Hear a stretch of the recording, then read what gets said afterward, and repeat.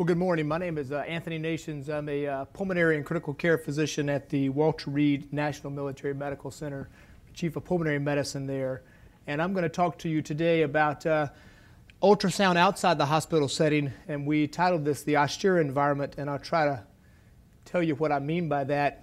An austere environment is one that most of us would recognize if we saw, but it's one without excess, without luxury, without ease, most of which we experience in the hospital. So many settings outside the hospital, or sometimes even in your hospital late at night, in certain situations where you can't get other studies done, austere environment would fit. What are some of these environments that have been, I guess, literature supports? One would be the pre-hospital medicine community, and there's literature growing on ultrasound use there. Medically underserved communities, man-made and natural disasters to include like terrorist attacks and mass casualties, forward-deployed military forces, which I'll speak to you about a little bit today, some of my experience, and then maybe wilderness medicine where people leave healthcare and go off to do dangerous things. So my experience with ultrasound in the austere environment really is with deployed military units. Served on board ships where I was the only physician there, and then recently to Afghanistan, where we use ultrasound in some of these roles of care. I line these up just to say that in battlefield medicine, care is situated on the battlefield in different levels or roles of care. Number one is self-aid or buddy aid. It's the immediate care people give when you suffer a trauma. Number two would be increased medical capabilities, where surgery is usually available, but that is that's an area that usually does not have advanced radiologic techniques and is the first place where you can get your trauma evaluation, can receive life-saving and limb-saving surgeries, and can get your first blood resuscitation.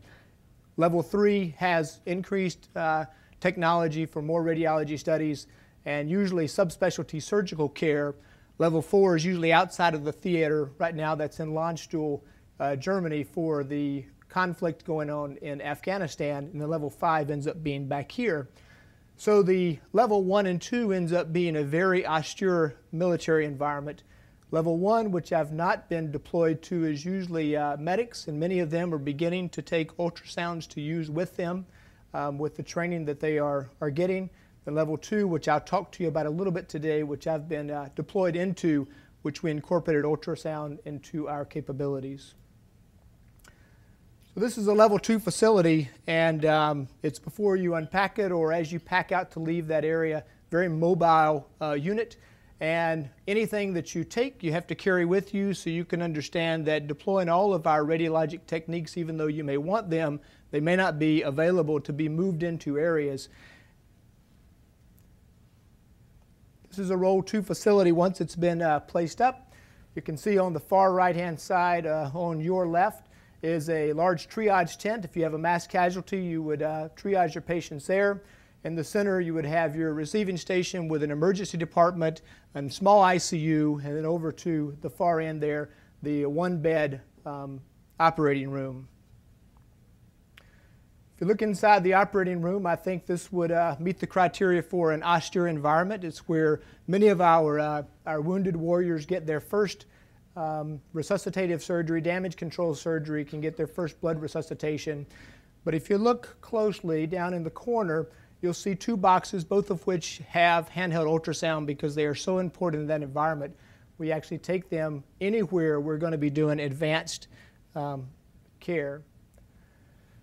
So in this Role 2 facility, very austere environment, what kind of studies can you get? And I would say with a small handheld ultrasound that I actually have gotten all these images. This is a optic nerve sheath diameter measurement, which has been associated with dilation of the optic nerve sheath diameter, has been associated with increased intracranial pressure. A subcostal view of the heart, either from an echo images or from a fast exam to evaluate for blood in the pericardial space, which might be accompanied by tamponade. A measurement across the IVC, abdominal ultrasound in a patient which has been, literature suggests it remains a very good tool for evaluating for ongoing needs for blood resuscitation, meeting your goals for blood resuscitation in the trauma patient. And then lastly, transthoracic ultrasound looking for a pneumothorax, which also can accompany trauma. So patients who come in from trauma usually have problems from exsanguination, intra-abdominal or intrathoracic bleeding, and tension pneumothorax. Many of the exams that we can do are directed at evaluating for those situations. But my experience isn't really unique because ultrasound in an austere environment isn't unique to military medicine. Many people throughout the United States and even the world experience austere environments. Its literature suggests it's beneficial in mass casualties, and the Armenian earthquake, there were about 750 casualties, of which 400 were evaluated with ultrasound first, with a very high sensitivity and specificity. If you just Google or do a Medline search for pre-hospital medicine and ultrasound, that literature is growing inside the hands of physicians and even inside the hands of non-physicians as a way to improve care. Using ultrasound in a helicopter in the transport of trauma patients has been described. And then the International Space Station has an ongoing research project looking at ultrasound even in that austere environment. So the paradigm I've heard discussed today is ultrasound first, and it's really a comparison between many different modes of evaluation, CT scan being a common comparator that we tried to figure out if ultrasound is the right first test. But for evaluating patients in the austere environment, the question is really, are there other imaging tools available? Because if there's not other imaging tools available, there's really no comparison. So my question is not is ultrasound first for austere environments, but can ultrasound improve our care in austere environments? And I think the answer is yes. And if it can, how then do we ensure that it continues to improve care in austere environments? I have three areas. One's clinician training, which I've already heard mentioned a couple of times today, talking about clinicians using ultrasound and the training that's required to get good images. Engineering ultrasound units that are actually deployable into these environments and make good sense to carry. And then number three is consultation, for which ultrasound lends itself as a nice imaging tool where you can get some consultation by letting someone else see your images from a remote location.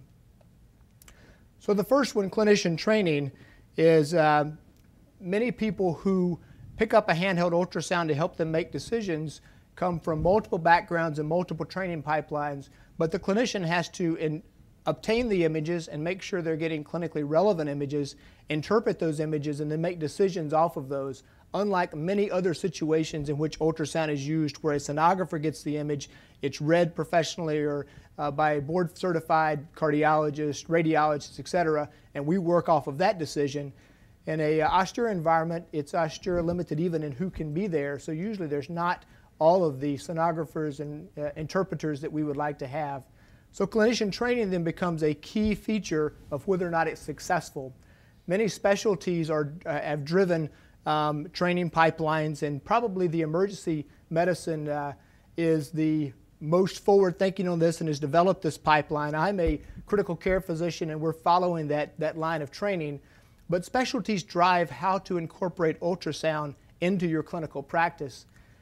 Leadership in guideline development, we've already heard about guidelines being published by the AIUM and by the American Society of Echo, but these guidelines that tell us how to do procedures, how to do examinations and what training we should have and what images we should get to make sure we're competent to use this even in an austere environment.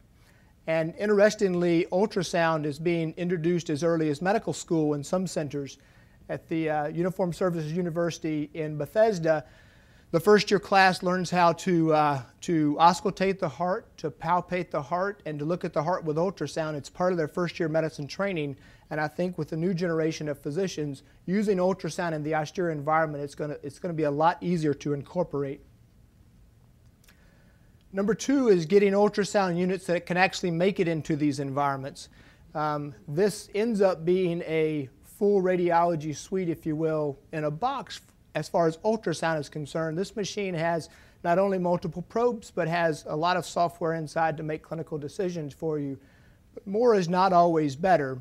I've deployed with this unit before. The last deployment that I went on, I actually went to an older unit that was handheld, that had a handle for carrying, a bag instead of a box.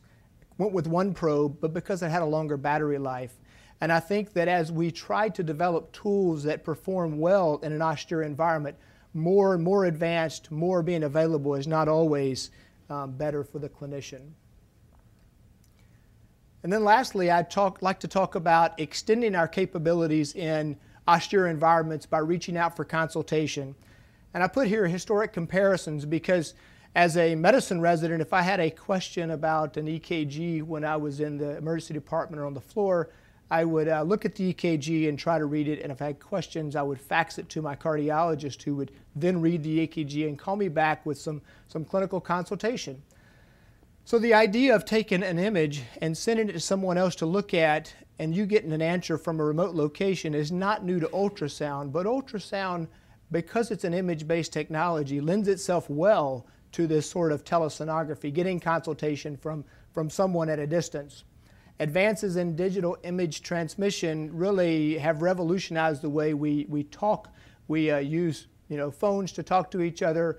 When I've been deployed, I've actually used Skype, and I can see my family daily from a remote location. So this advances in digital image transmission, I think, makes telesonography a real reality for ultrasound, even with tools that we use commonly for other things.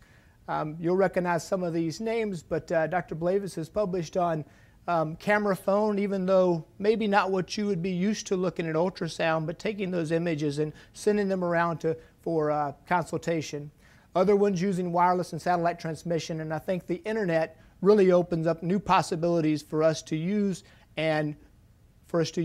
ultrasound in austere environments and really increase their care, patient's care, by giving consultation from a remote environment. We've had a couple of tools at the Walter Reed National Military Medical Center where we've taken a web-based chat room and communicated with people on other sides of the world. I've done this to Afghanistan. I've done this to Guam. I can't get ultrasound to stream live as we'd like to yet, but I think those tools are coming.